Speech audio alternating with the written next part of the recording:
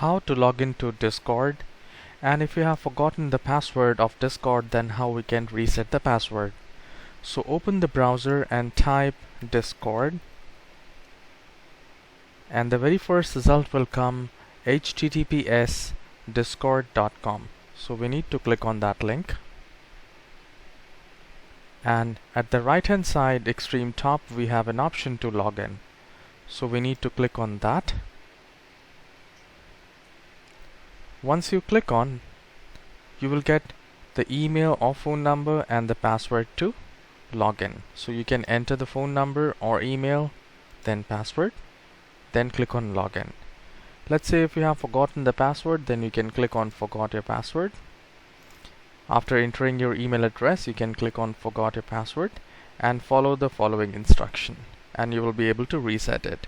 But let's say if you are not able to do it, let me know in the comment section. I will surely help. Have a great day.